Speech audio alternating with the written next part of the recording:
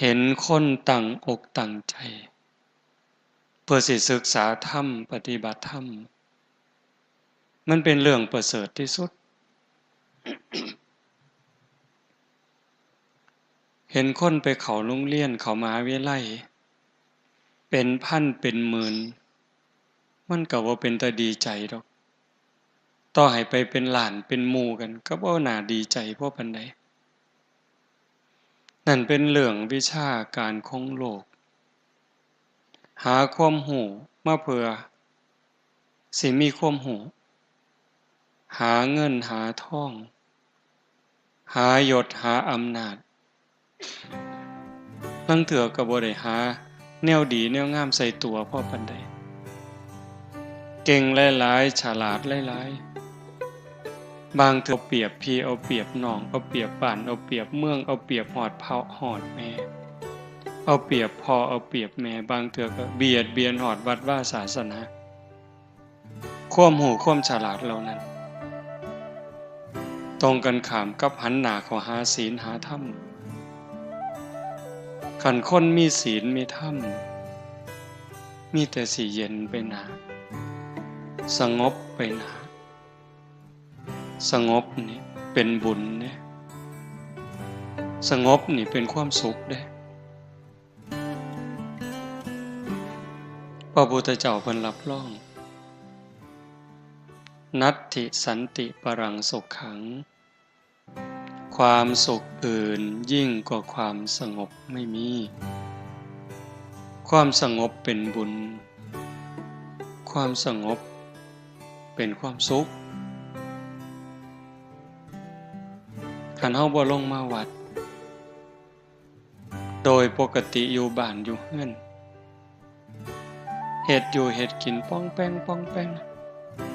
เสียงโทรทัศน์แน่เสียงวิทยุแน่เสียงมอเตอร์ไซค์แน่เสียงลูกไห้แน่หลานแอวแน่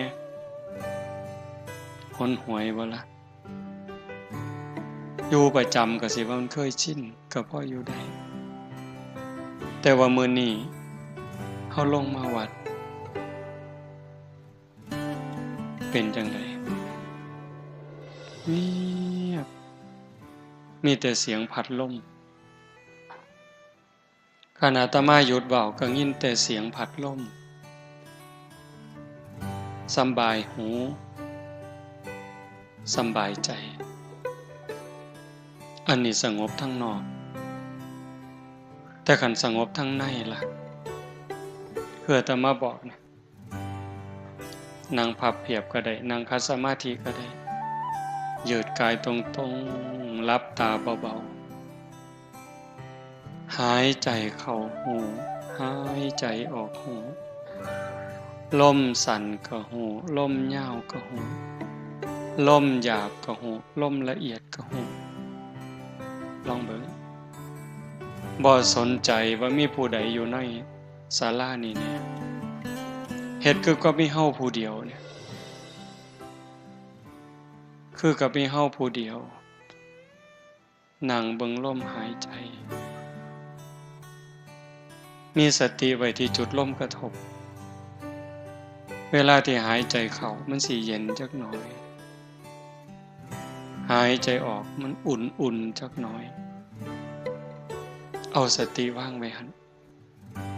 ยามเขาเฝ้าประตูบ่ว่าสิเป็นเฝ้าประตูโรงเรียนโรงงานโรงพยาบาลหรือบ่อนใดก็แล้วแต่ที่มีคนเข้าคนออกยามก็เฝ้าประตูซ่อมเบิ่งแต่คนเข้าคนออกเป็นผู้หญิงเป็นผู้ชายเข้าจักคนออกจักคนยามบ่ได้ตามไปดอกว่าคนเข้าไปทางในเขาเข้าไปเฮ็ดอีหยังเข้าไปทางนอกเขาไปหยังเขาไปไสบ่เกี่ยวเฮาตั้งสติไว้ที่จุดลมกระทบคือกันฮู้เพียงแค่ว่าลมเข้าลมออกลมสั้นลมยาวลมหยาบลมละเอียดนี่คืออุบายจริงๆใส่อันใดก็บ่ผิด เป็นอุบายผูกจิตให้มันอยู่กับองค์ภาวนาในเมื่อเอาเฮ็ดโดนไป5 นาทีผ่านไป10 นาทีผ่านไป20 นาทีผ่านไปกายก็เริ่มเบาจิตก็เริ่มเบาในเมื่อกายเบาจิตเบาความเย็นก็เกิดความสงบก็หลายขึ้นยิ่งสงบเท่าใดความสุขก็มีหลายเท่านั้นนั่นคือบุญ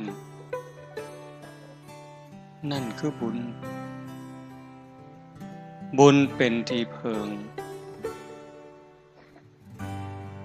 ปุญญานิปัลโลกัสสมิงปฏิทาโหติปานินังเพราะเหตุว่าบุญนั้นเป็นที่พึ่งของสัตว์ทั้งหลายในโลกหน้าพร้อมทั้งโลกต่อไปเพิงยังก็บ่ประเสริฐสำกับเพิงบุญเพิงผัวเพิงเมียเพิงลูกเพิงหลานเพิงพี่เพิงน้องกับเพิงใดในข้าวที่หักกันในข้าวที่หักกันในข้าวที่มีศีลมีธรรมในใจคันเวลาใด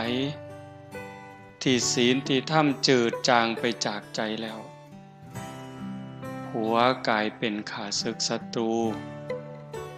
เมียก็กลายเป็นข้าศึกศัตรูลูกเต่าเล่าหลานญาติพี่น้องกลายเป็นข้าศึกศัตรู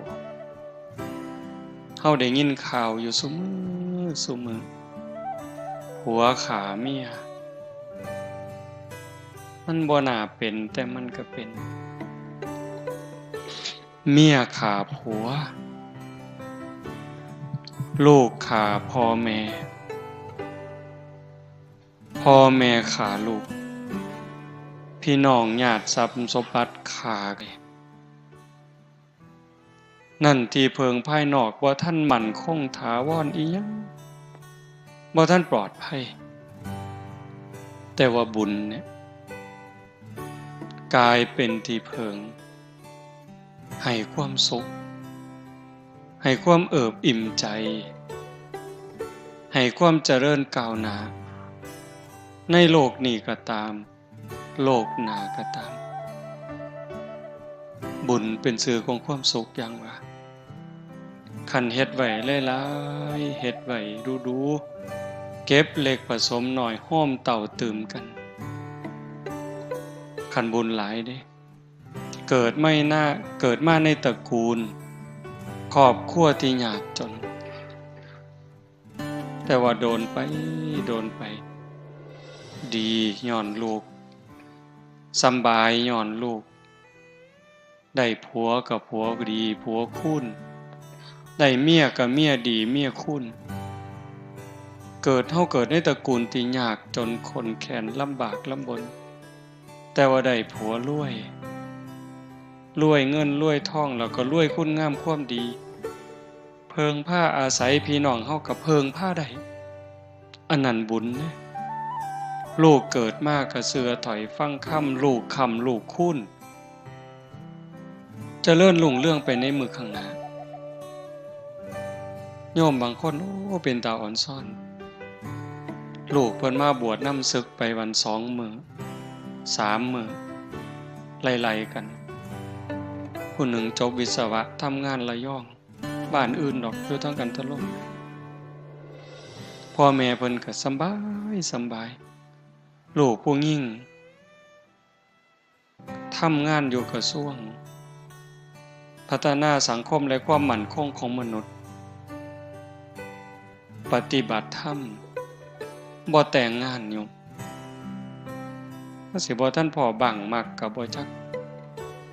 แต่ว่าอยู่มาปานนี้บ่ท่านได้แต่งงานปฏิบัติธรรมตลอดร่างกายก็มอบให้สภากาชาติลูกผู้ชายจบวิศวะทำงานอยู่ระยองเหล้าบ่กินยาบ่สูบมาบวชอยู่นำ10 กว่ามื้ออาตมาก็บ่ได้บอกจักควมหูเฮ็ดหูหยังเอง บัดมื้อศึกแล้วเพิ่นก็เฮ็ดหนังสือเป็นข่าวๆหนังสือที่กำลังปรับปรุงพอศึกแล้วก็ขออนุญาตพาพ่อพาแม่ไปมุกดาหารไปกราบพระธาตุพนมกลับมาก็มานอนวัดมาเฮ็ดนั่นเฮ็ดนี่แล้วก็กลับไปทำงานผู้หนึ่งก็วิศวะคอมพิวเตอร์ศึกมื้อก่อนมื้อหนึ่งเนี่ยไล่ๆกันเหล้าบ่กินยาบ่สูบทำงานอยู่คอมพิวเตอร์เครื่องเนชั่นเฝ้าคอมพิวเตอร์มีลูกน้องเฝ้าเป็นพันคนอันนี้ก็บักอย่างดีนั่นหมายถึงพ่อแม่ผู้เพิ่นมีบุญอยู่เป็นนี่เด้สำบายย้อนลูกคันผู้บุญบ่พอล่ะยากย้อนลูกเจ้าของเกิดในครอบครัวที่พ่อแม่มีบุญมีศีลมีธรรมร่ำรวยพ่ออยู่พ่อกินบ่ลำบากพ่อแต่ตกครอบครัวมาผัวก็เมาเมียก็เล่นไพ่เล่นการพนันตกลูกตกหลานมากับผานอย่างเดียวเป็นหนี้เป็นสินย้อนลูกขึ้นโรงพักขึ้นศาลย้อนลูกเห็นบ่นั่นคือบุญบ่พอคำโบราณเพิ่นว่าบุญมีแล้วดีสิป่องใสคันแม่นบุญบ่ให้ของขี้หายสิแล่นโฮมอันนี้เว้าเฉพาะในโลกปัจจุบันเด้มันก็ส่งผลตั้งแต่เดี๋ยวนี้โลกปัจจุบันเนี่ยโยมถือว่าเป็นผู้มีบุญมีสติมีปัญญาเกิดในบ้านที่มีวัดมีว่ามีครูบาอาจารย์จูงเข้าหาศีลหาธรรมเฮาเองก็เป็นผู้บ่ประมาทยังใส่ใจสนใจเป็นเรื่องอีหลีเด้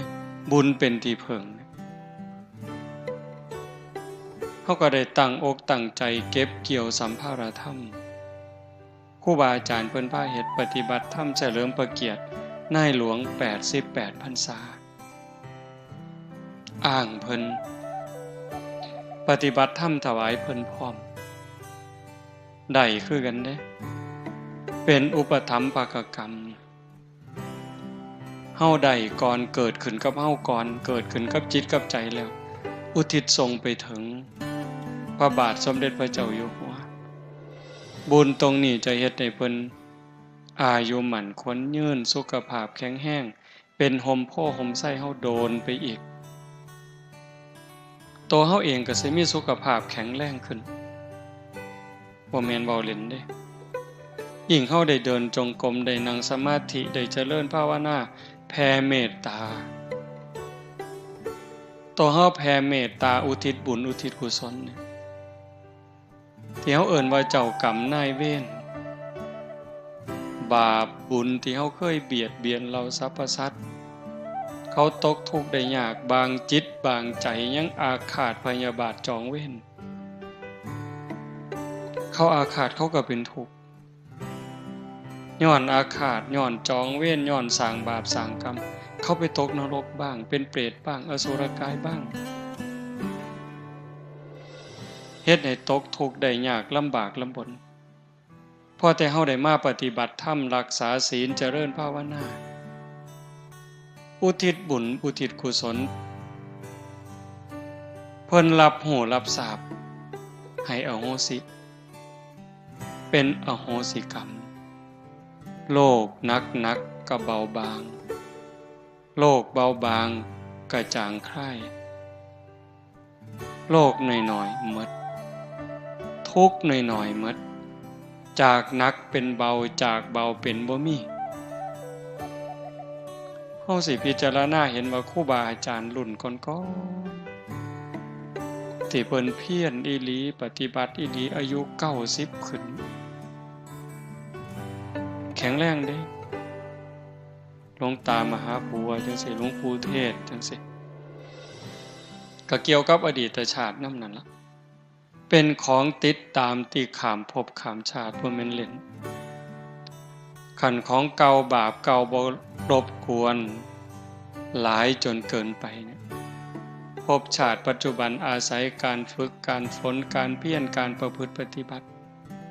กสิทายถูกทายโทษโรคภัยไข้เจ็บหน่อยอายุยืนไปอีกแต่ขันถ้าของเก่าของหลังมันหลายโพดบาปกรรมเก่ามันหลายดวงจิตดวงใจประพฤติปฏิบัติได้ดียกจิตยกใจขึ้นสู่ภูมิศีลภูมิธรรมได้ร่างกายอาจสิเจ็บไข้ได้ป่วยนั่นคือมันหลีกบ่พ้นกรรมนี่ต้องได้รับยมสัพพังนรานังสัพพลังโสจินนังนกัมมุนาอกินจนะโมฆะมัตถิขึ้นชื่อว่ากรรมแล้วจะมากก็ตามจะน้อยก็ตามจะไม่ให้ผลนั้นไม่มีกรรมเป็นค่ำกลางๆบ่ดีบ่สัวเฮ็ดดีเป็นกรรมดีเฮ็ดสัวเป็นกรรมสัวบุญเป็นผลของกรรมดีบาปเป็นผลของกรรมสัวแต่ว่าหากโยกจิตโยกใจขึ้นสู่กระแสธรรมใดร่างกายได้รับแค่ผลแต่ว่าใจบ่รับนำคันเฮาจะเว้าครูบาอาจารย์ในภพชาติปัจจุบันเพิ่นฮอดเพิ่นถึงคือบ่เฮาบ่ฮู้แต่คนบ้านเฮานี่ก็มั่นใจเชื่อหลายอย่างหลวงปู่ชาเฮา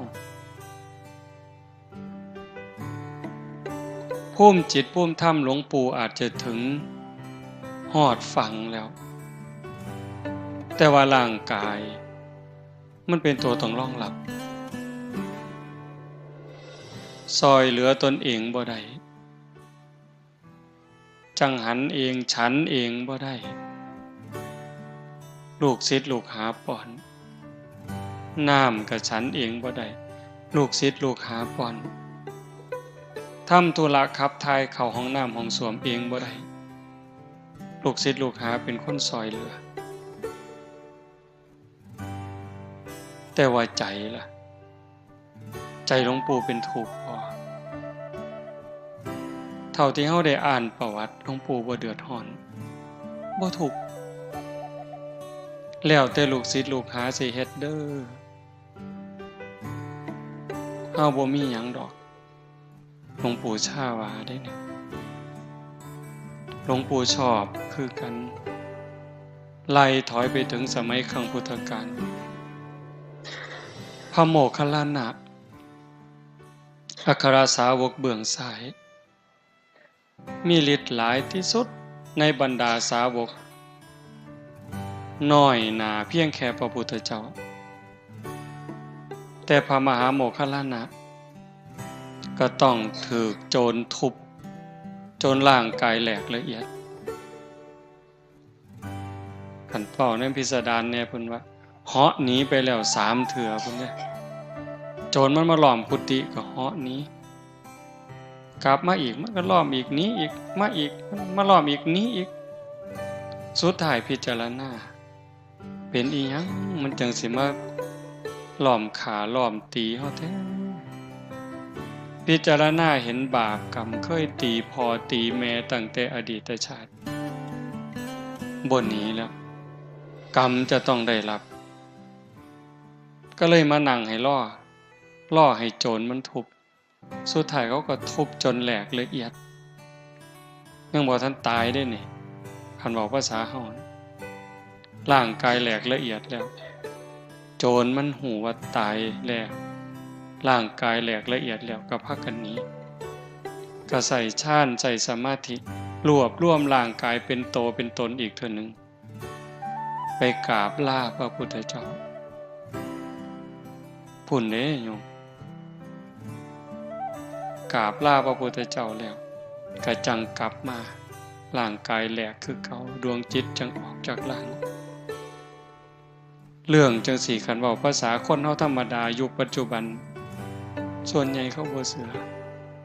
แต่ถามอาตมาได้บัดเชื่อบ่อาตมาเชื่อเป็นหยังจังเชื่อเพราะพระพุทธเจ้าตรัสเรื่องสัจธรรมตรัสเรื่องความจริงธรรมะเป็นสัจจะเป็นความจริงเป็นอากาลิโกเอหิปัสสิโกเห็นบ่ สันทิฏฐิโกเป็นสิ่งที่ผู้ศึกษาและปฏิบัติจะพึงเห็นได้ด้วยตนเองอากาลิโกปฏิบัติได้ให้ผลได้ไม่จำกัดการเอหิปัสสิโกเป็นสิ่งที่เรียกให้มาดูท่านจงมาดูเถิดนี่คือท่าพิสูจน์ของจริงนั่นบ่ย่านเห็นว่าจังว่าโยมมาเฮ็ดเนี่ยนี่คือสิ่งที่โยมได้นี่คือบุญคือสิ่งที่เฮาได้เป็นสมบัติติดเนื้อติดตัวผัวเมียลูกหลานญาติพี่น้องตามผู้ใดไปเนี่ยว่าฮักกันฮักอีหลีอีหลอคือแก้วตาดวงใจเนี่ยผัวตายขันเมียยังเป็นสาวนี่โว้ยหอดบ่เป็นสาวปานใดแล้ว40 50ยังเอาผัวใหม่อยู่เด้บางคนผู้ลางคนบ่ทันตายได้ผัวโซ่ซื่อๆบ่เป็นตลอดมักบ่าวเสยเด้บ้านตาไห้บ่รับประกันละแต่ศรีสะเกษมีแล้วเว้ยเมียตายเอาเมียไหมลังเถื่อบ่ทันตายซ้ำบ่หาแต่โซ่จ้อยมันทำท่าเฒ่าซื่อๆนี่เว้ยแก่ง่ายตายช้าเพิ่นว่าลังเถื่อก็บ่ทันเฒ่าซ้ำดอกโบราณเพิ่นว่าก้นหม้อข้าวบ่ทันดำมันก็ปากันแล้วมักผู้ใหม่ซุมื้ออาตมาว่าบ่หาแต่ก้นหม้อบ่ทันดำดอกแกะถุงพลาสติกบ่ทันแล้วซ้ำเพราะมันบ่ได้นึ่งข้าวบ่ได้เฮ็ดกินซุมื้อนี้มันซื้ออาหารถุงแต่งงานปั๊บไปอยู่นำกันไปซื้อถุงอาหารมาแกะบ่ทันแล้วซะมันก็บ่ถูกตาแท้เนาะบัดนี้ว่าปาซ้ำโยมฝ่ายผู้แขนบ่ทันได้นับซะว่ามีจักเส้นไปคนละทางล่ะนั่นเห็นบ่สิเพิงได้จังได๋คันบ่มีศีลบ่มีธรรมเป็นเครื่องค้ำจุนใจแล้ว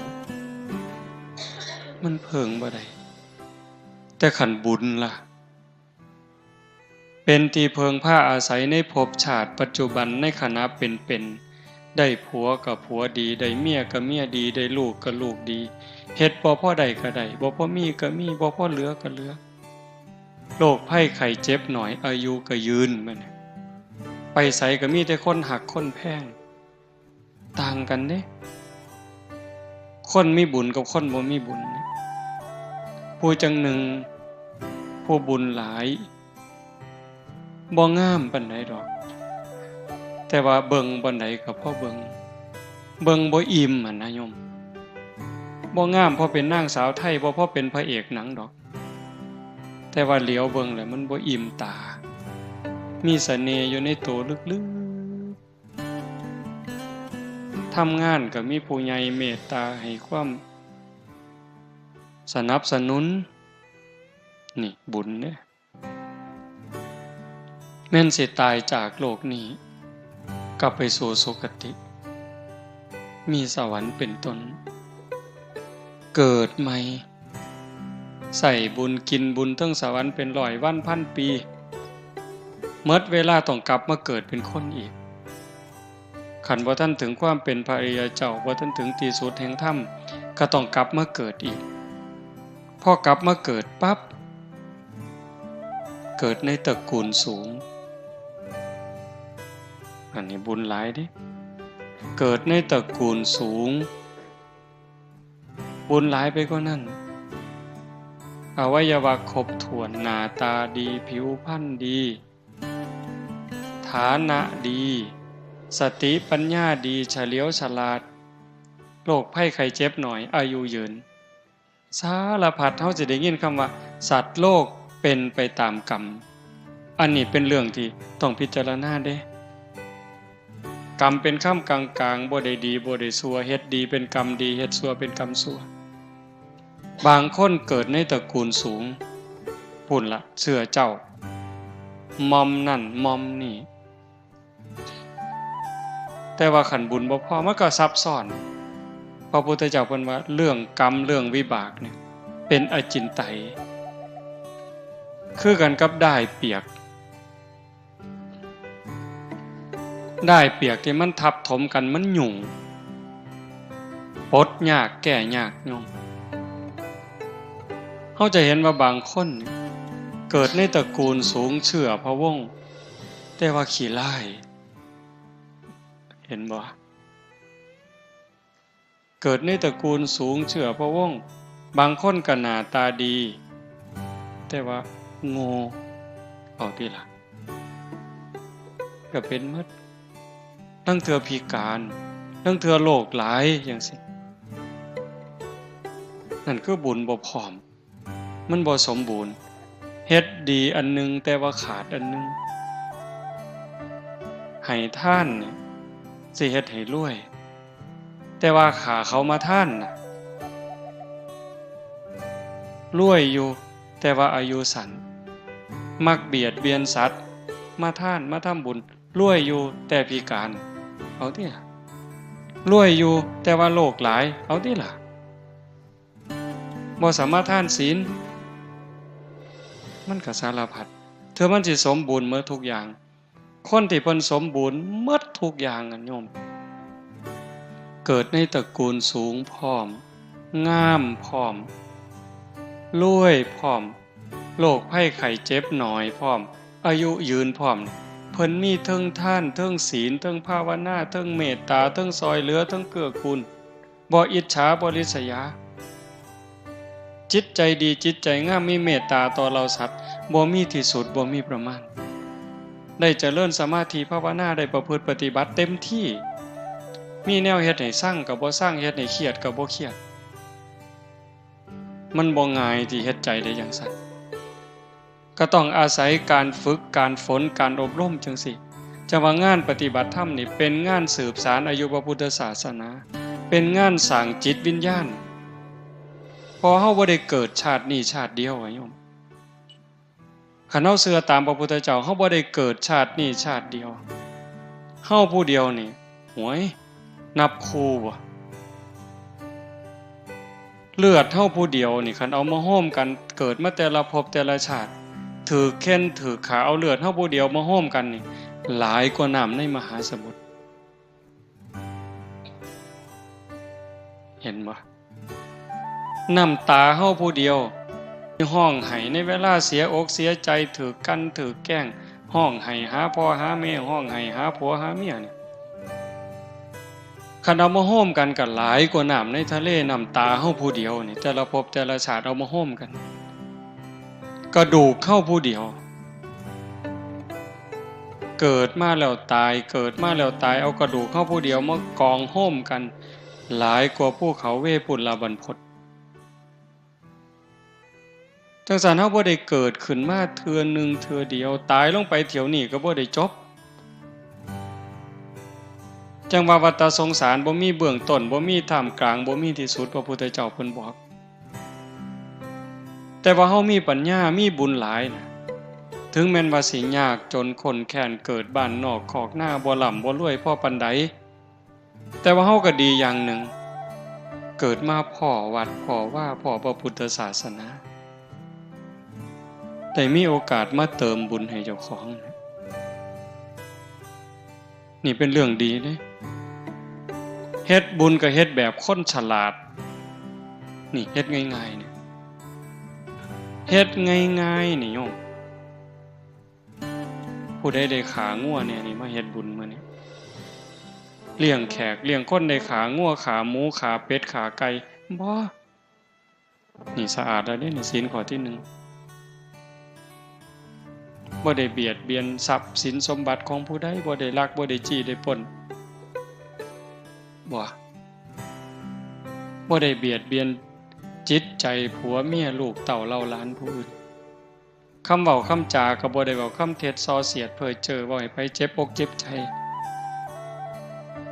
บ่ต้องเลี้ยงเหล้าเลี้ยงยาเสียเงินเสียทองอีหยังเด้นี่บุญนี่เป็นบุญบริสุทธิ์อาบน้ำอาบทาสะอาดสะอ้านแล้วใส่ชุดขาวลงมาวัดโยมลองเบิ่งเด้พิจารณาเด้มาแบบง่ายๆเงินก็บ่ต้องเตรียมจ่อย ผู้บ่เตรียมก็บ่เตรียมบ่มีจักสลึงหลวงพ่อเพิ่นก็บ่ได้เว้าดอกไม้ดอกเดียวบ่ติดมือมาเพิ่นก็บ่ว่าแต่มันสิกลายเป็นบุญบักอย่างใหญ่เด้คันเทียบกับบุญที่เฮาเฮ็ดอยู่เฮือนบุญแจกข้าวหาพ่อหาแม่หาปู่ย่าตายายคันผู้บ่เข้าใจนี่บาปตั้งแต่มื้อโฮมกันบ่ทันฮอดมื้อบุญเด้เอิ้นลูกเอิ้นหลานเอิ้นพี่เอิ้นน้องบ้านเหนือบ้านใต้มาประชุมกันสิแจกข้าวหาพ่อหาแม่เฮาเฮ็ดจังได๋น้องอ้ายมาต่างบ้านต่างเมืองต่างคุมมาพ้อกันก็ถือเหล้ามาพร้อมถือเบียร์มาพร้อมขาไก่กินพร้อมโอ้สิเข้าบุญกฐินนี่นี่เข้าบุญกฐินแจกข้าวหาพ่อหาแม่เข้าบุญอัฏฐะแจกข้าวหาพ่อหาแม่เริ่มต้นด้วยการขาด้วยเริ่มต้นด้วยการกินเหล้ากินยาโสกันไปเจ้าสิออกหลายปานใดอันนี้เว้ากันดีเด้นี่น้องอ้ายฮักกันอ้ายสิออกหลายปานใดเอื้อยสิหลายปานใดน้องสิหลายปานใดล่ะเฮ็ดบุญกฐินหาพ่อหาแม่เฮาต้องเฮ็ดใหญ่เติบเด้สมศักดิ์ศรีของวงตระกูลอ้ายสิออก500,000เจ้าออกหลายปานใดเอาน้องอ้าย 3-4 คนผู้นี้500,000ผู้นี้400,000ผู้นี้ล้านเอาออกมาเอาเงินมากองกันว่าแล้วสิจ้างหมอลำคณะใดนั่นออกข้างแล้วได้บัดจ้างหมอลำจัก500,000น้อเอาตกลงเอางัวจักโตไหวแล้วได้บัดสิบอกคนหลายปานใดเหล้าหลายปานใดเบียร์หลายปานใดตกลงกันหมดจ้างหมอลำ500,000ซื้อเหล้าจัก50,000ซื้องัวซื้อหมูจัก50,000นิมนต์พระจัก5 องค์เนาะองค์ละ10 บาทนี่บัดสิเอาบุญได้บัดนี้รอให้เฮือนอื่นเขานิมนต์ไปซะก่อนพอมันเหลือหน่อยลงจังบ่ไปหลายอยู่เฮือนเจ้าของนะครูบาหัวดีแต่เด็กคนนี่ก็ได้คันบอกก็ว่าอยากให้พระอยู่หลายๆอยู่โดนๆให้อยากพระเต็มวัดเต็มว่ามัดนิมนต์แล้วเอา5 องค์เพิ่นว่า9 องค์บางหม่องนิมนต์แต่เจ้าอาวาสโอ้ยอาตมาเป็นลูกวัดนี่หนีมันเลยละเว้ยให้อยู่แต่เจ้าอาวาสซะสั่นกินเป็นแต่เจ้าอาวาสนั่นแล้วเนาะ เห็นบ่นี่เฮ็ดบุญเนี่ย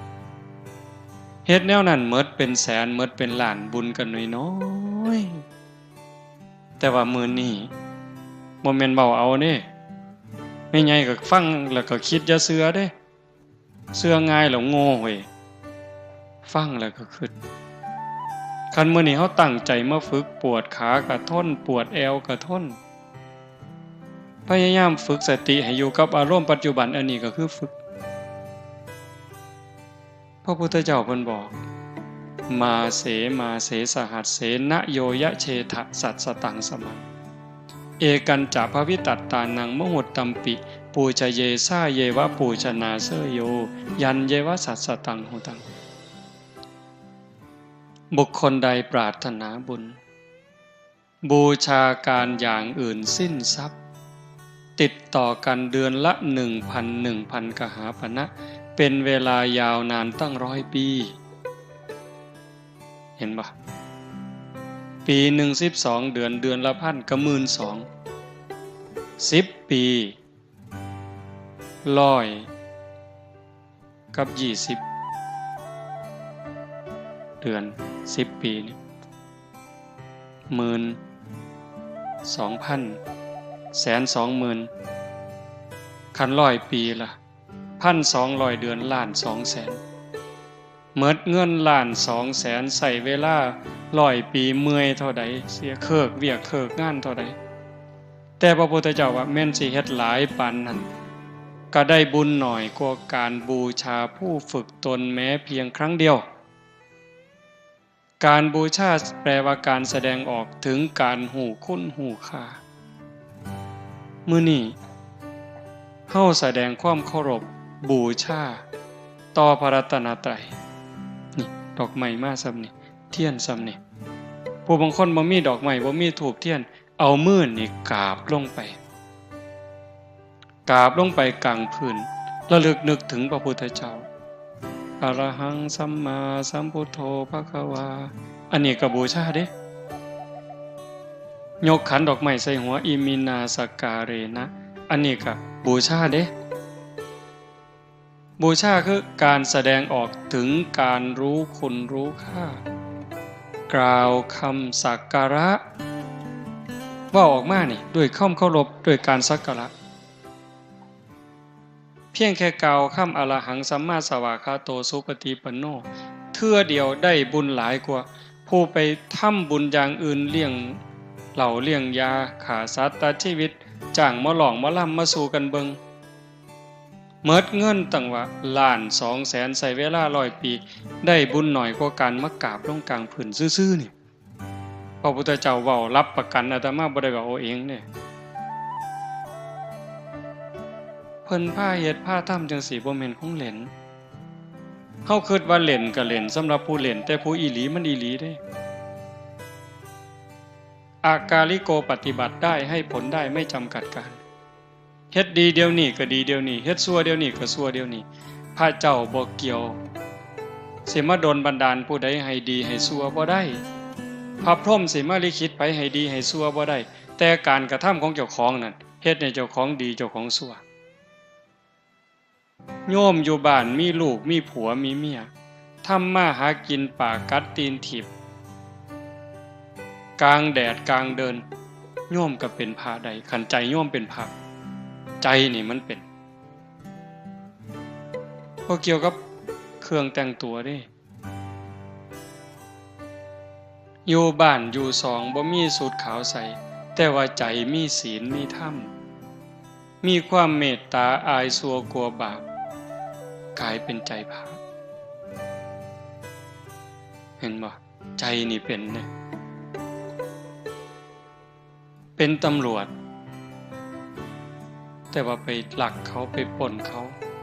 ใส่สูทตำรวจแต่ใจเป็นโจรประพฤติตัวอย่างโจรก็กลายเป็นโจรในเครื่องแบบเห็นปะใจเป็นใหญ่ใจเป็นประธานทุกอย่างสำเร็จที่ใจใจถึงก่อนสิสุขนี่ก็ใจสุขสิทุกข์นี่ก็ใจทุกข์สิเดือดร้อนก็ใจร้อนสิสงบร่มเย็นกระใจสงบร่มเย็นคนเนี่ยมันเป็นผู้ลิขิตโลกโลกร้อนเพราะใจคนร้อนโลกเย็นเพราะใจคนเย็นโลกนี่มันสิวุ่นวายก็เพราะใจคนนี่ซับซ้อนวุ่นวายโลกสิสงบร่มเย็นก็ย้อนคนเด้ถ้าใจคนสงบใจคนร่มเย็นคือโยมอยู่จังสิโยมลองคิดเบิ่งมาถ้าหมดโลกคนหมดโลกเนี่ยมีจิตใจคือญาติโยมบ้านท่าไห้อำเภอเขืองในเมืองอุบลเฮาเนี่ยเป็นจังสี่หมดโลกตอนนี้สินับถือศาสนาพุทธก็ตามนับถือศาสนาคริสต์ก็ตามนับถือศาสนาอิสลามก็ตามนับถือศาสนาพราหมณ์ศาสนาซิกก็สั่งว่านับถือศาสนาใดๆก็ตามหากว่าทุกคนในเวลานี้หมดโลกเนี่ยมีจิตใจคือโยม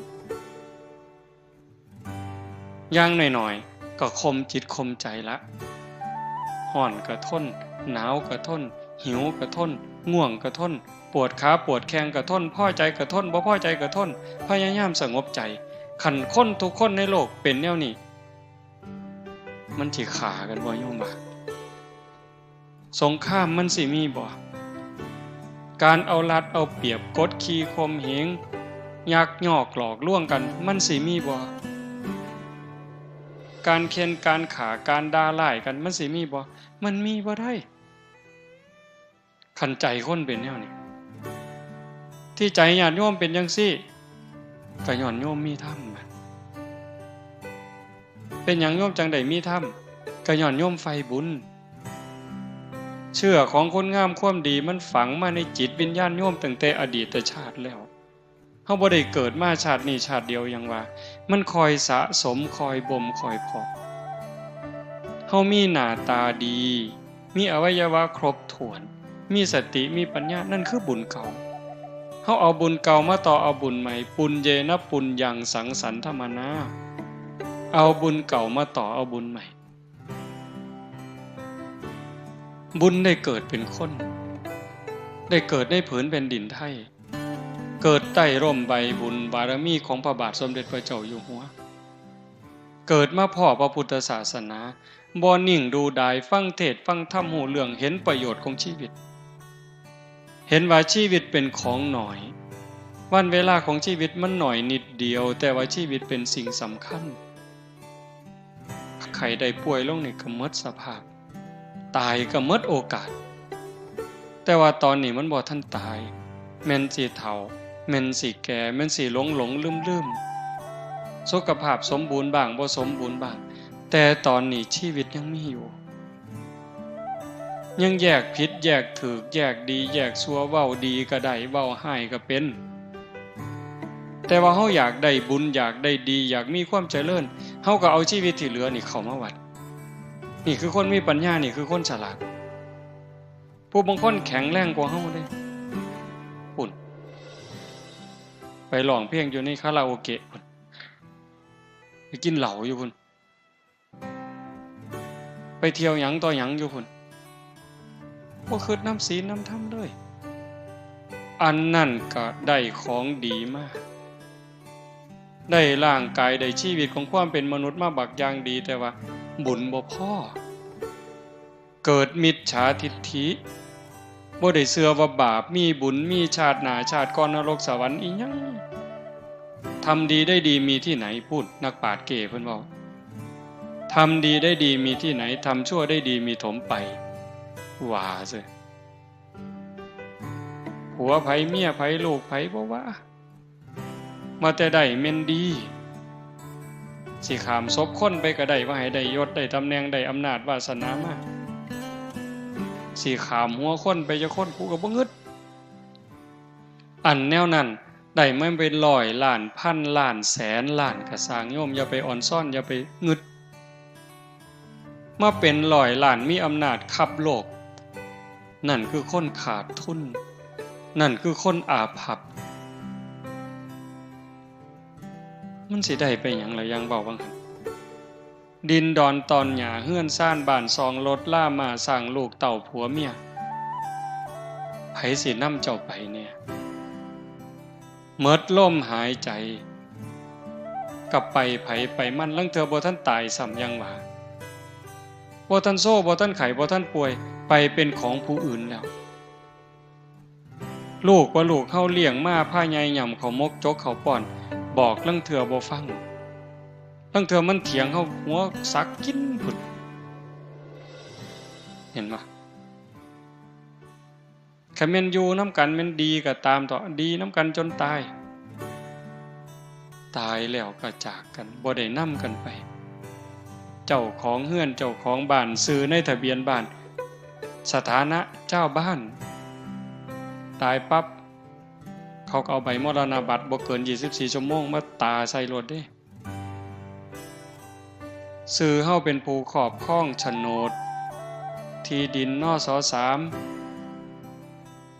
ตายปั๊บคันบ่ทันโอนบ่ทันหยังเขาก็ไปฟ้องคนตายลูกเขาได้นี่ฟ้องโยมคือบ่จะว่าหน้าเฮาก็ว่าหน้าเฮานะซาวมาเองซื้อมาเองเฮ็ดให้เฮ็ดหน้าก็เลี้ยงลูกเลี้ยงเต้าใหญ่ก้าหน้าบานมาบัดเฮาตายแล้วไปฟ้องเฮาเสยฟ้องคนตายว่าซั่นว่าสิเอาหน้าเฮาเด้นี่เห็นบ่มันบ่แม่นของไผนี่อันนั้นของนอกกายดอกของในตัวว่าเนี่ยกินข้าวกินน้ำเจ็บไข้ได้ป่วยก็ให้อยู่ให้ยาดูแลรักษาประคบประงมมันงอกก็ย้อมอันผมเนี่ยแขวมันหักมันหลุดก็เอาแขวปลอมมาใส่ผู้บางคนหนังมันเหี่ยวก็ไปยืด ไปดึงให้มันตึงไว้บัดตายแล้วปั๊บบัดผมเส้นเดียวก็บ่ได้กระดูกท่อนเดียวก็บ่ได้แขวเล่มเดียวก็บ่ได้ขี้เท่าเท่าปลายเข็มนี่บ่แม่นบ่ได้เป็นหยังจังบ่ได้มันบ่แม่นของเฮามันเป็นสมบัติของโลกร่างกายนี่เป็นของยืมมายืมจากดินจากน้ำจากลมจากไฟพ่อแม่ปั้นเอาดินน้ำลมไฟมาปั้นเป็นเนื้อเป็นตัวเป็นขาเป็นขี้งเฮาเพิ่นก็เอาดินเติมดินน้ำเติมน้ำลมเติมลมไฟเติมไฟเฮาก็จังใหญ่มาของที่เฮาหย่ำเฮาต้องเคี่ยวต้องหย่ำเป็นข้าวเป็นผักเป็นเนื้อเป็นขนมที่ต้องได้หย่ำแล้วก็กลืนผ่านลำคอลงไปปั๊บมันก็เปลี่ยนไปเป็นผมขนเล็บฟันหนังเนื้อเอ็นกระดูกตับไตไส้พุงนี่คือยืมจากธรรมชาติ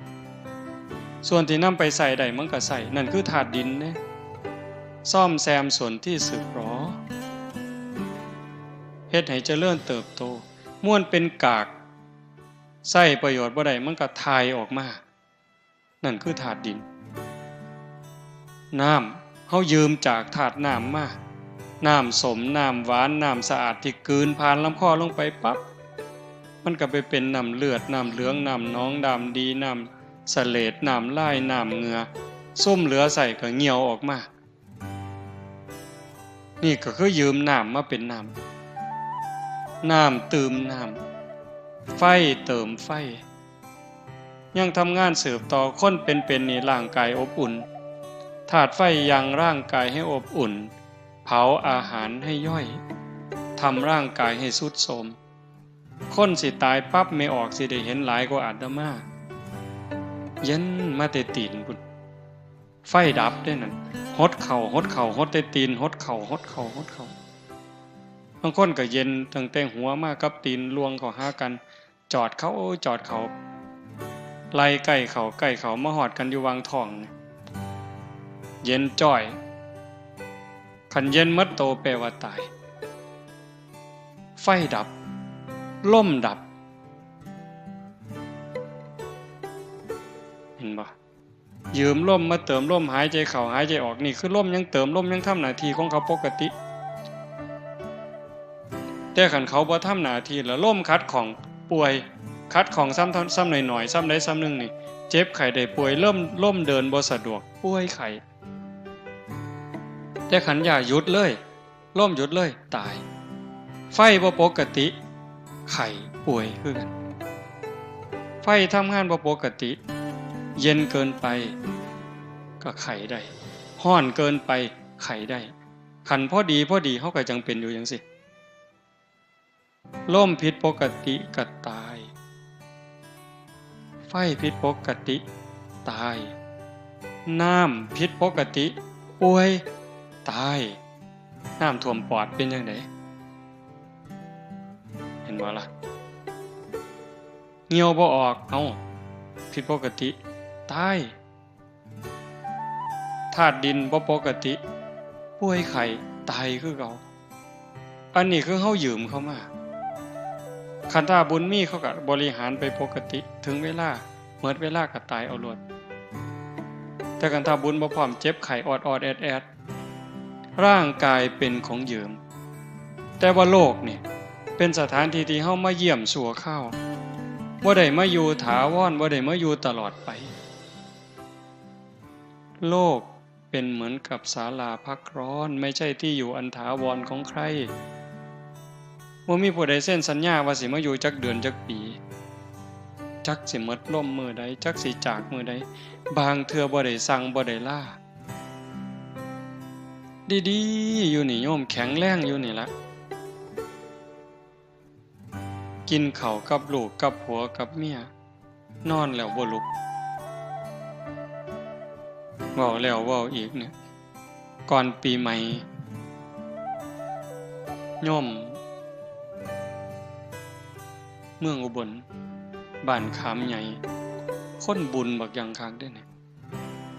อาตมาได้เฮ็ดถนนก็เอาแบบอย่างเพิ่นนี่แหละเป็นโยมเนาะ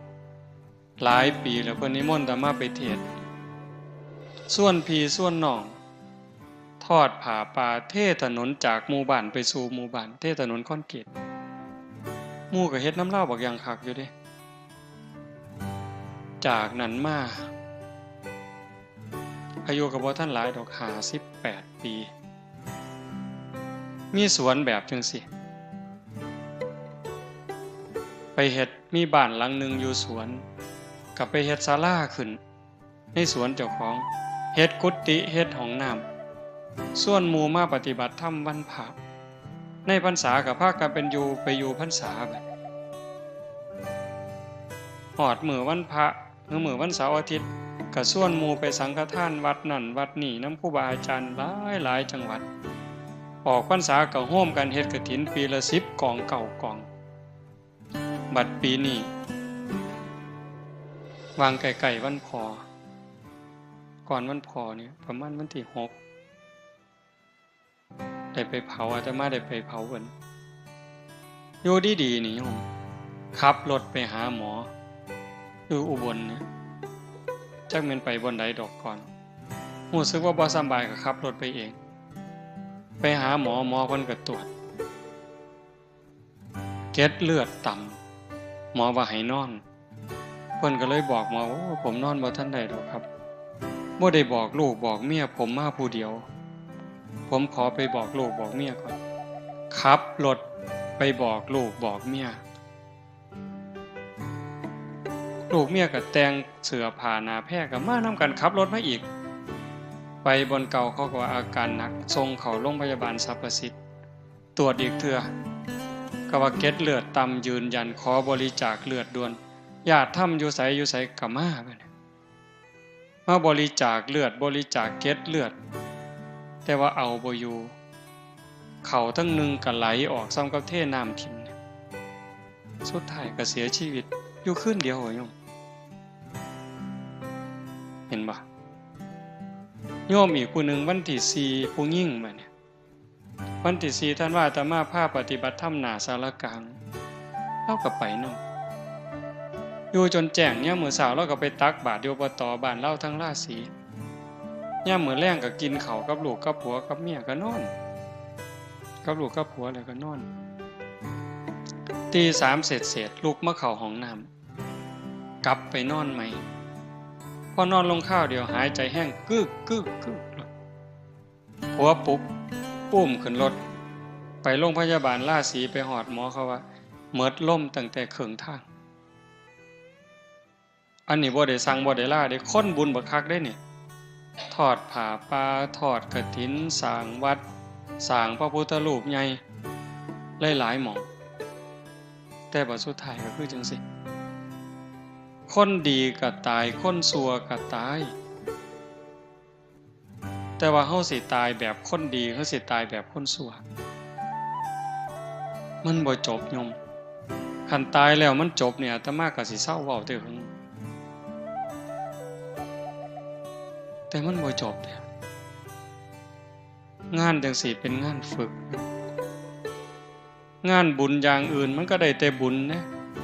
เฮาฟังเข้าใจบ่สวดมนต์วางแรงอาตมาเชื่อว่าสวดคำสอนของพระศาสนานี่ขอแรกเลยเฮาเอิ้นว่าหัวใจ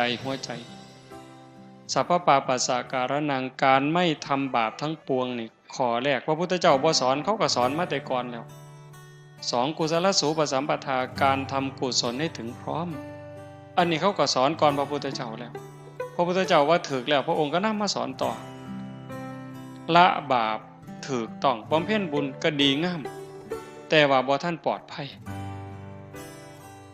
ตัวที่แน่นอนที่สุดที่พระพุทธเจ้าสอนสจิตตปริโยทปนังการชำระจิตของตนให้ขาวรอบชำระจิตได้จังได๋ฮู้จักชำระอยู่บ่เช็ดล้าง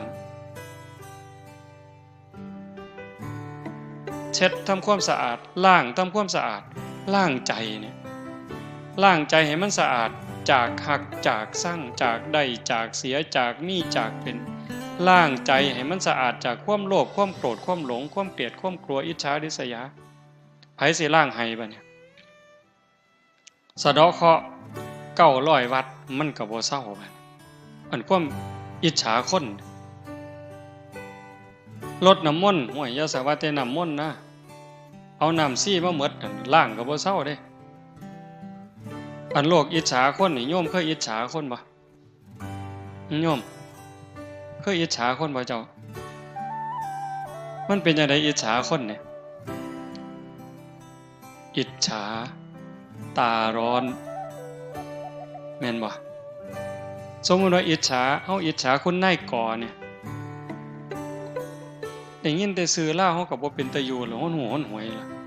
ยิ่งคนย่องเราโอ้ยแม่ใหญ่กอจะแม่นเราดีเด้อเราเป็นคนใจบุญสุนทานซอยเหลือบ้านซอยเหลือเมืองโอ้ยทั้งนี้ใจสิขาดแล้วกูยังสั่งอยู่ยังแต่มาเว้าเจ้าเคยเป็นบ่แนวนี้มันดีบ่บัดนี้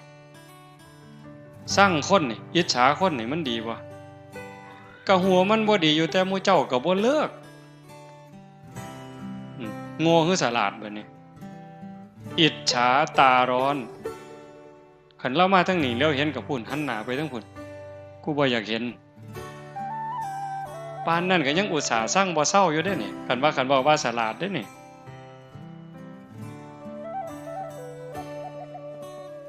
ให้ล้างใจตรงนั้นจากล้างสั่งล้างอิจฉา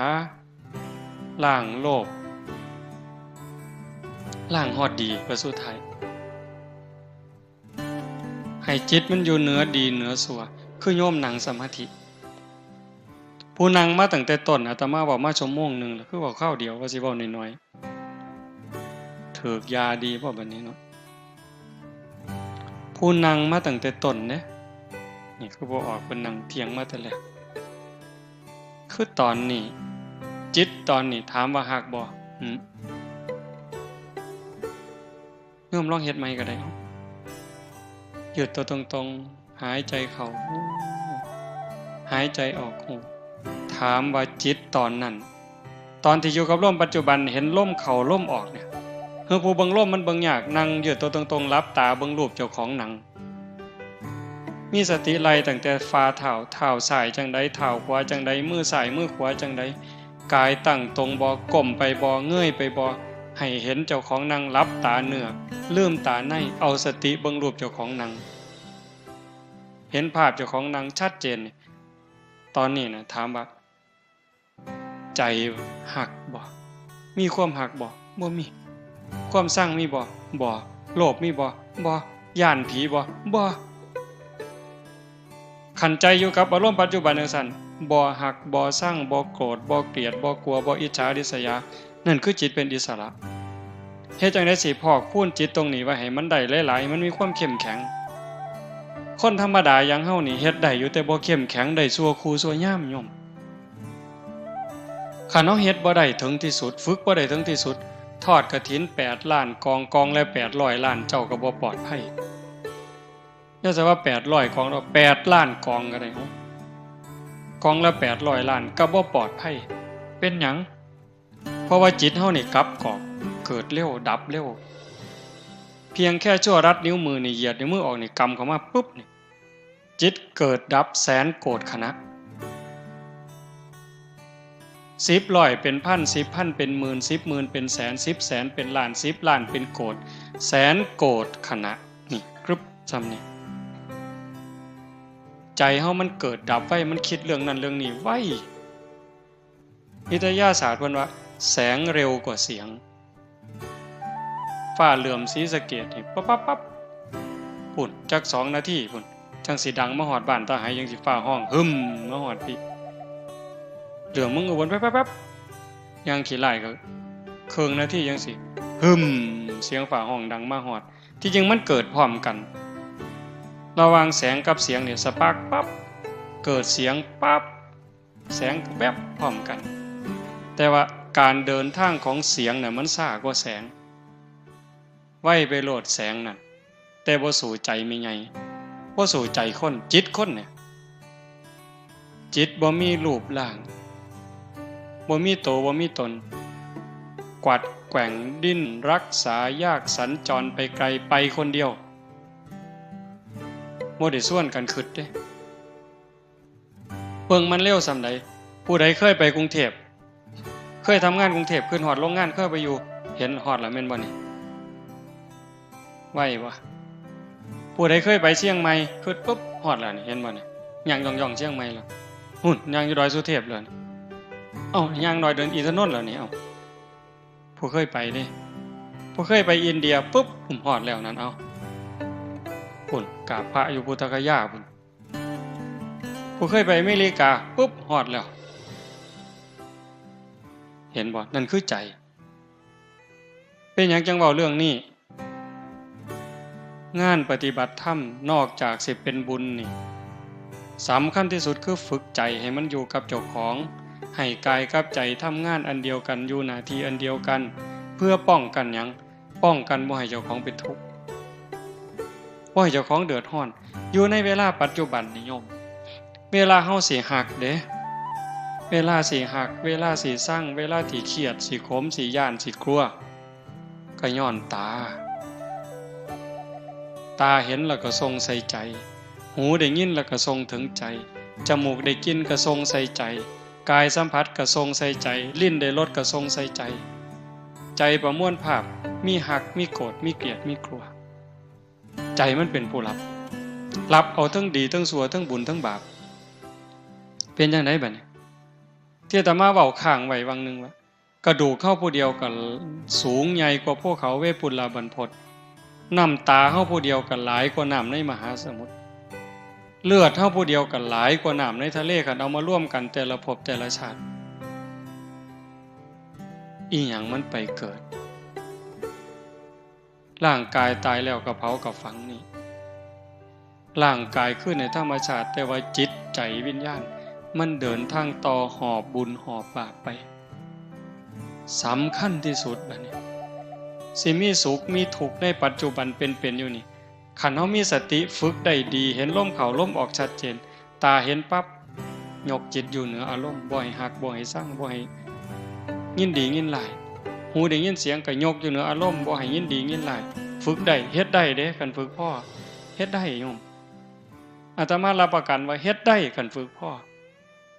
บ่ให้หักบ่ให้สั่งตาเห็นก็สร้างหูได้ยินก็สร้างจมูกได้กินก็ตามลิ้นได้รสก็ตามกายสัมผัสเย็นร้อนร้อนแข็งก็บ่ให้ดีใจเสียใจให้เป็นปกติอยู่คือเก่าซ้ำบ่เห็นบ่ได้ยินแต่ว่าเข้าใจหมดแล้วจัดการได้หมดแล้วอันนั้นคือฝึกเป็นฝึกได้อันนี้ในขณะที่เป็นสำคัญขึ้นไปอีกเว้ยบัดสิตายโยมบัดเฮาสิตายนี่ที่ว่าบางหันทอดกฐิน8ล้านกองละ800ล้านก็บ่ทันปลอดภัยเพราะว่าเฮานี่เฮ็ดทั้งบุญทั้งบาปเด้โยมทั้งที่คนบุญมักบุญคือญาติโยมนี่ล่ะแต่ก็เผลอเฮ็ดบาปฮอดครูบาอาจารย์พระสงฆ์องค์นี้นั่งเทื่อก็เผลอเฮ็ดบาปเด็ดใบใหม่เสียหญ้าเสียยุ่งยืนเงี่ยวจังซี่เอาฉันข้าวเพี้ยนฉันจังหันฉันเพี้ยนกินข้าวค่ำใหญ่ฉันค่ำใหญ่ก็บาปอีกล่ะเขาดีล่ะฉันไปนำว่าไปนำก็บาปอีกแล้วกัดข้ามเข่าก็บาปอีกแล้วเฮ็ดจังได๋บัดนี้บุญก็เฮ็ดอยู่บักคังคักนี่เด้เป็นพระเป็นเน้นไหว้พระสวดมนต์เดินจงกรมนั่งสมาธิเว้าธรรมะให้ญาติโยมฟังแต่บัดกัดข้ามเข่าซื่อๆก็บาปนั่นคือสติมันขาดเป็นจังได๋บัดสิตายมันมาฟ้องใจเฮาบ่ได้เริ่มหยังจักอย่างโยมฟังดีๆได้สิจบแล้วเนี่ยจิตเฮานี่บ่ได้เริ่มหยังจักอย่างมันบันทึกข้อมูลที่เฮาเฮ็ดมาด้วยกายวาจาใจที่ถึงพร้อมด้วยเจตนาความคิดคำเว้าการกระทำใดๆตั้งแต่เฮาจำความใดถึงพร้อมเจตนามันถูกบันทึกไว้ในใจเฮาหมดคอมพิวเตอร์ว่ามันเก่งมันสิเก่งเพราะบันไดไวรัสกินข้อมูลเสียมิดปล่อยซ้อยไวรัสกินข้อมูลในคอมพิวเตอร์ข้อมูลเสียหายแต่ว่าใจเฮานี่โยมมันบ่ได้ลืมหยังจักอย่างโยมเพียงแต่ว่ามื้อนี้เฮาบ่เห็นซื่อ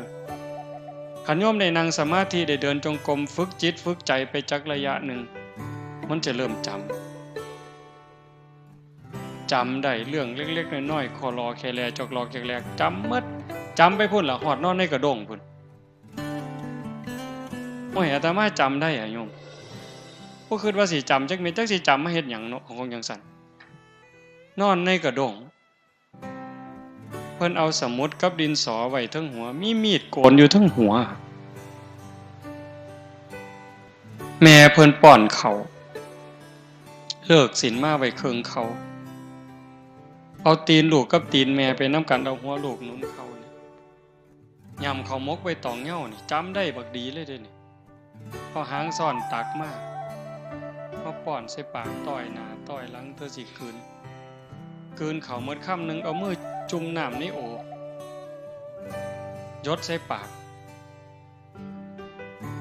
ป้อนเขาบ่ทันแล้วขี่ใส่ขาเพิ่นบ่สั่งบ่เครียดลังมือป้อนเขาบ่ทันแล้วเฮาบ่ทันอิ่มซักผู้เขาใหญ่กว่าเอื้อยเขาผู้เขาเป็นเอื้อยแลนมาญาติกินข้าวหมกจื้อได้จักสิจื้อไม่เป็นประโยชน์อีหยังอันของจังซั่นอันนี้บอกว่ามันบ่ลืมถ้ามาจำได้ย่างน้ำก้นโยมแม่เป็นเด็กน้อยกำลังย่างเป็นหาบเพิ่นหาบกระตาหน้ามันสิฟังนึงมันสิเป็นแอนกลางเป็นคู่ทั้งปีเป็นโน่นซ้ายทั้งนี้เป็นโน่นสิขึ้นมาบ้านย่างมากำลังยกขาขอมกันแท้โยมแม่เพิ่นว่าสิพาไปอยู่บ้านพ้นขาวไปอยู่น้ำปูน้ำยาจำได้จักสิจำให้มันเป็นอีหยังอันนี้เรื่องจังสี่บ่ถึงว่าเป็นบาปเป็นกรรมแต่ว่าเรื่องที่เฮาฆ่าสัตว์ตัดชีวิตไปอูฐกินนู่นผู้ใดเคยอูฐกินนู่นเนี่ยสอนหวกสอนปลาลูกคอกได้เม่งนะข้าวสารผู้ใดเคยเป็นเนี่ยนี่สอนแพร่กระแงงได้เม่งข้าวสารนี่ยัดใส่ปากเลยโอ้ได้กุ้งเต้นจับหนวดมันไว้กัดกินเลยบ่ไปใส่ได้ย่ายนี่มันถ้าเอาเฮาหมดได้นี่สอนได้หัวขี้โพบีบขี้แตกแก๊ดหัวกบบีบไว้ปัญญังหัวขี้โพบ่เอาบันไดหัวเขียดแก่หน้านี่มันบ่มีขี้บันไดแฮงได้ดีจักล้านโตแล้วเจ้าหมดแดงดินมันขึ้นมาบนกินเขาอยู่ใต้ตารางเฮือนอยู่ใกล้เถียงหน้าต้มน้ำร้อนเทลวกนั่นเสร็จหมดนี่ม่วนหมู่นี่แง่หมดแดงลองเบิ่งหายหนูบัดนี้อาตมาได้เฮ็ดน้ำพุ่นผ้าเฮ็ดเนาะไปเกี่ยวเขาพ่อหนูจังสิปุ่มเฟื่องอัดไว้หม่องนึงเทน้ำหายบัดนี้แล่นออกมาถือขวานไม้มูดเอาบัดนี้ได้หลายตัวแฮงแต่หมานบัดนี้บ่ฮู้ว่าบาปจักเม็ดได้ใหญ่ลองเบิ่งติล่ะคนปานนั้นนี่ไปเอาต้อบัดนี้พูนกกใหม่บักสูงนึงผู้ใหญ่เพิ่นก็ขึ้นเอาไฟอูดไฟล่นได้ห่วงมันลงมาอาตมาเป็นเด็กน้อยก็แกะบัดแกะเอาลูกมันใส่คุไปแกะถือคนนึงแม่มันวิวออกมาใส่หัวเอาตกให้หน้าบ่ได้ห้องบ่ได้สั่งเลยตกให้หน้าท้วนโลดเป็นจังไดบัดจื้อมาหมดบัดนี้แต่กี้บ่จื้อเด้นี่วัดมาบวชนี่มาจื้อขอรอแค่แลเล็กๆน้อยๆสิ่งเหล่านี้มันสิเอามาฟ้องเฮาบัดยามเฮาเจ็บยามเฮาเจ็บยามเฮาไข้ยามเฮาสิตายมันสิเอาแนวหมู่นี้มาคันใจเฮานึกเห็นภาพบ่ดีใจขาดปัดตอนนั้นไปบ่ดีก่อนไปนรกก่อนที่จริงบุญก็บ่ไปไสล่ะบุญอยู่หั่นล่ะแต่ว่าใจมันไหลลงต่ำตามใจน้ำสิไหลลงตามหอมบ่ทันไหลกอดขึ้นเวียนเกี่ยวสู่ดอยแนวดีแนวงามบ่คิดแต่แนวบ่ดีเด้ดำรินี่พระพุทธเจ้าเพิ่นจึงสอนให้ในมรรคมีองค์8สัมมาสังกัปโปดำริชอบดำริออกจากกามเลยข้อที่1เลยนี่อวิหิงสาวิตโปดำริออกจากการบ่ เบียดเบียนนำหลีออกจากการบ่มุ่งร้ายนั่นคือทางถูกแต่ว่าใจคนล่ะยอมซ่อมเบิ่งเจ้าของได้โยมคนวัดคนว่าคนเฒ่าปานนี้ล่ะใจมันคิดเรื่องหยังคิดเรื่องกามบ่รูปรสเสียงสัมผัสอยู่ซื่อๆจิตมันสิไปคิดแต่เรื่องจังซั่นเกือกกลัวอยู่จังซั่นออกจากเรื่องกามรูปรสกลิ่นเสียงล่ะเบียดเบียนสิไปเอาของผู้ใดสิไปโกงเอาของผู้ใดคันบ่จังซั่นปั๊บผู้ใดมันเฮ็ดหยังให้กูพยาบาทได้บัดนี้ผู้นั้นมันเคยว่าให้กูผู้นี้มันเคยเอาเปรียบกูผู้นั้นมันเฮ็ดพี่กูน้องกูอันนั่งสมาธินี่อาตมาเคยเว้าหมู่อาตมาก็เป็นอยู่ดอกแต่หันบ่ทันเว้าปานเล่าอาจารย์สมคิดจันนิ่งหนองไปนั่งนำกันอยู่วัดพิษป่านแก่งอำเภอเขมราชไปนำกันปีนั้นหลายองค์นั่งสมาธิชั่วโมงนึงอะโยมนั่งอยู่ชั่วโมงนึงนำกันก็เที่ยงที่รีไปก็ได้วัดหลวงพ่อใหญ่เพิ่นแผ่เมตตาแผ่เมตตาอย่างดีเด้นี่สัพเพสัตตาสุขิตาโหนตุอเวลาโหนตุว่าไปพอแผ่เมตตาจบไหว้พระเลิกสมาธิเป็นจังไดอาจารย์สมคิดเว้าความแรกขออภัยนะโยมอยากเตะปากผู้ใหญ่บ้านเด้ว่าซั่นอ้าวเป็นหยังล่ะเครียดให้ผู้ใหญ่บ้านเพิ่นก็เป็นเจ้าอาวาสเพิ่นปั่นไฟแห้งบัดนี้ยุคนั้นทุกวัดเขาสิมีห้านหมอลำแม่นบ่ล่ะรุ่นอาตมาไปอยู่สกลนำอาจารย์สมภพใหม่ๆมันคักเด้บ่ได้ย่านตายจักเม็ดได้ตอนนั้นอาจารย์สมคิดคือกันบ้านเพิ่นอยู่อุดรอำเภอศรีธาตุม่างห้านหมอลำเขาเพิ่นเดินหมอลำกับปลูกกกไม้ใส่เดินวัดผู้ใหญ่บ้านเขาเอางัวมาลามซุมื้อเพิ่นก็ไปผูกกกไม้ใส่ที่บัดเอาไปมาพวกทั้งพระผูกกกไม้บัดนี้ผู้ใหญ่บ้านเขางัวมาลามพิษกันหลายผู้นึงกับปลูกผู้นึงกับงัวมาลามสู่กันอยู่เป็นพรรษา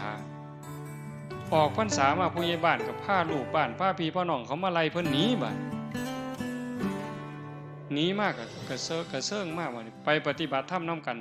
นั่งสมาธิชั่วโมงนึงแล้วก็คือเห็นแต่ผู้ใหญ่บ้านเอางัวมาผูกใส่กกไม้ลาวที่บัดนี้ออกจากสมาธิก็อยากเตะผู้ใหญ่บ้านทนตัวบัดนี้เบิ่งติล่ะแทนที่นั่งสมาธิจิตสิสงบจิตสิเย็นมันสิมียุบหนอพองหนอพุทโธอีหยังเกิดเห็นแต่หน้าผู้ใหญ่บ้านที่ลี่อยู่ตั้งแต่เดิม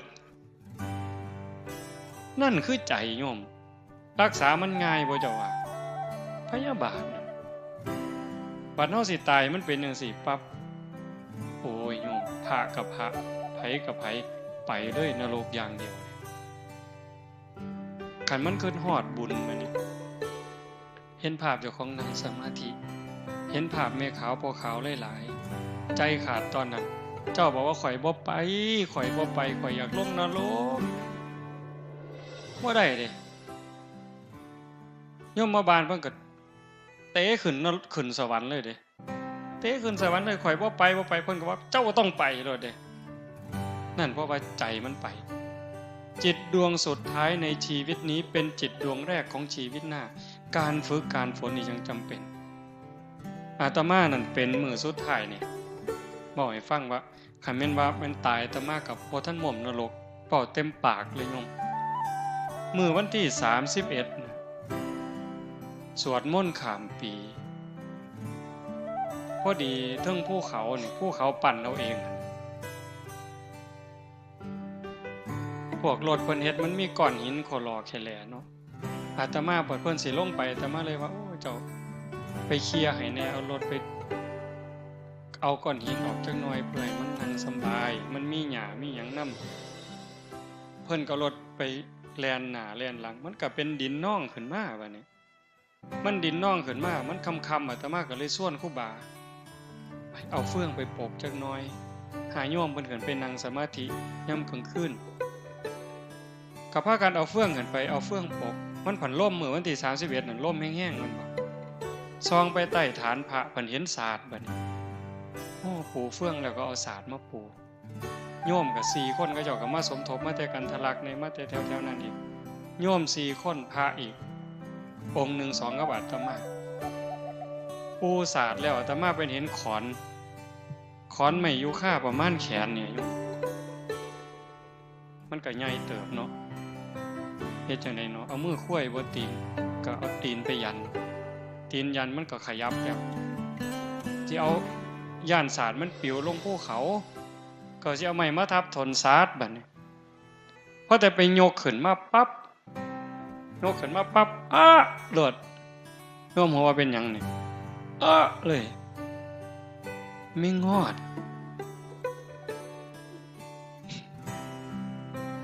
มันตอดจำได้บัดนี้เพราะว่าตอนไปอยู่วัดป่าโน่นกุลมใหม่ๆปี2ปีนั่นไม่งอดตอดซุมื้ออยู่กันกุฏิมุ้งหญ้าเนาะ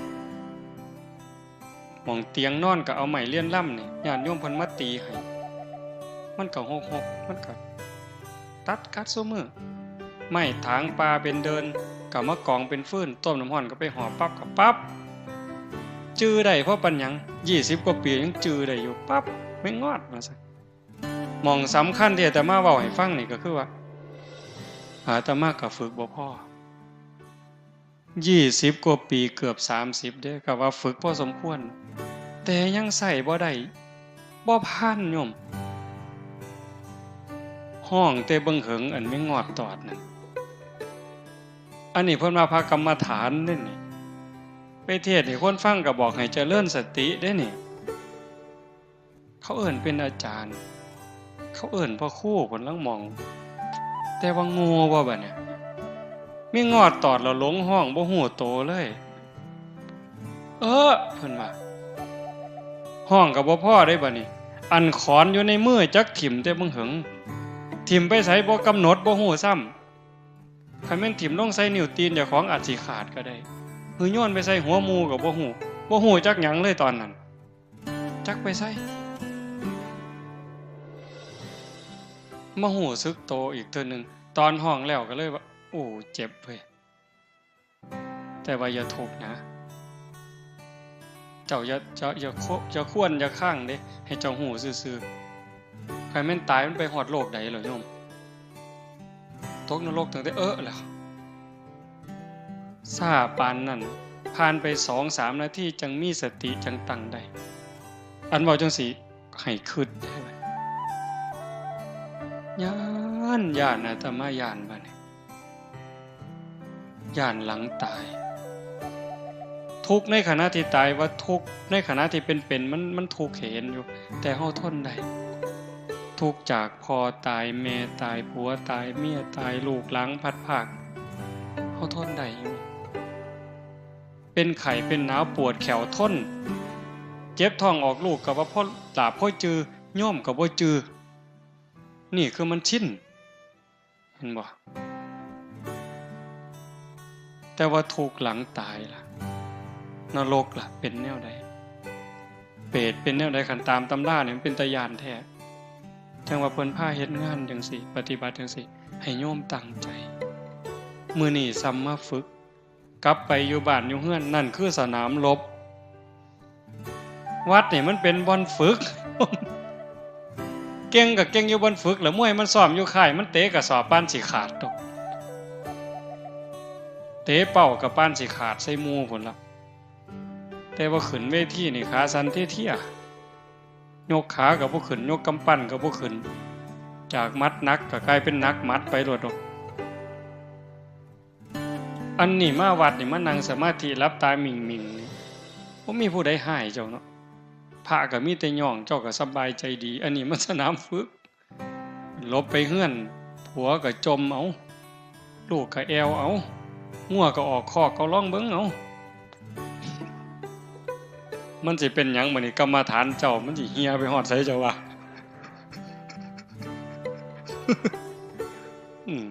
บ่ต้องเว้าทั้งล้มสิตายเด้จักสิเจ็บแขวจักสิเจ็บข้างจักสิเจ็บตับเจ็บปอดแล้วโรคมะเร็งมันยังแต่บ่ย่านสารพัดโยม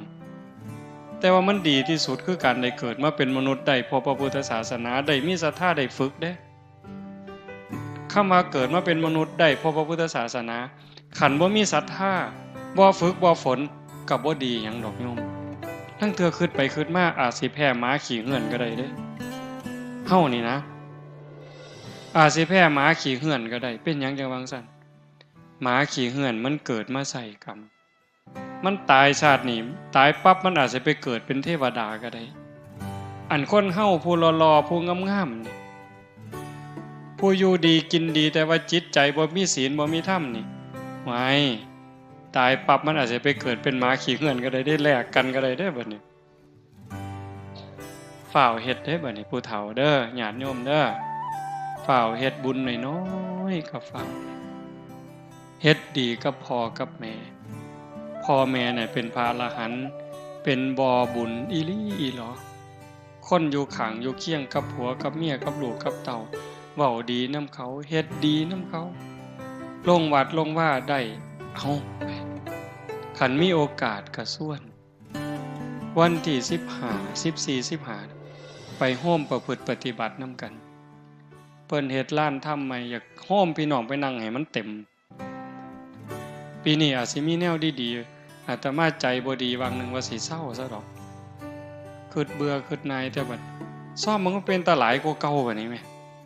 มื้อนี้ซุมมาแต่กรุงเทพก็สิมาซุมมาแต่โคราชก็สิมามันยากนำคนมื้อนี้นะก็ว่าสิมามันเอาไปมาสิหลายเด้นี่หลายก็หลายไปโลดไปสิม่วนคิดว่าสิพาโยมฝึกหลายๆปีนี้ฝึกหลายกว่าปีกายผ้าเล่นหลายพดข้าวเดียวก็ร้องเพลงข้าวเดียวก็ร้องเพลงเนาะนี่ก็สิมีบ่มีก็บ่ฮู้แล้วแต่ว่าจะพาปฏิบัติให้หลายขึ้นเพื่อเห็นแล้วว่าเฮานี่บ่ปานใดไม่งอดตอดก็ลงห้องจักสิห้องให้มันเป็นหยังก็ปวดซ้ำเก่านะบ่ห้องแล้วก็แล้วแต่นั่นคือขาดสติจังว่าต้องฝึกต้องฝนต้องเขี่ยวเจ้าของให้เต็มที่ว่าได้สรุปได้ว่าบ่มีผู้ใดซอยไผเจ้าของซอยเจ้าของกันฝึกได้ก็เอาตัวรอดคันฝึกบ่ได้ก็เอาตัวบ่รอดเข้าใจเนาะมื้อนี้สมควรแก่เวลาใส่เวลามาชั่วโมงครึ่งโยมขออนุโมทนาสาธุกับคณะสงฆ์ครูบาอาจารย์ญาติโยมสุโขสุขคนท้ายที่สุดก็ขอรัตนาอังอิงอำนาจแห่งคุณพระศรีรัตนตรัยคุณของพระพุทธเจ้าพระธรรมพระสงฆ์และอำนาจแห่งบุญกุศลคุณงามความดีที่มีทั้งหมดทั้งมวลในสากลจักรวาลจงหลอมร่วมเป็นตบะเป็นเดชะเป็นพลวะปัจจัยอำนวยหนุนทรงให้ครูบาอาจารย์ญาติโยมทุกท่านจงเป็นผู้เจริญงอกงามในภาษาธรรมคำสั่งสอนขององค์สมเด็จพระบรมศาสดาตลอดทั้งจตุรพิธพรชัยคืออายุวันนะสุขภละปฏิพันธ์ธรรมสารสมบัติให้เป็นผู้มีสัมมาทิฏฐิมีโอกาสประพฤติธรรมปฏิบัติธรรมให้ได้เข้าถึงธรรมที่พระท่านได้เข้าถึงได้หูแจ้งธรรมที่พระท่านได้หูแจ้งจนสามารถนำตนในพ้นทุกข์ได้มีความสุขกายสุขใจปรารถนาสิ่งหนึ่งประการใดหากเป็นไปโดยชอบประกอบโดยธรรมก็ขอให้ความหวังความปรารถนานั้นจงสำเร็จทุกๆประการโดยทั่วกันทุกท่านทุกคนทุกรูปทุกนามเถิด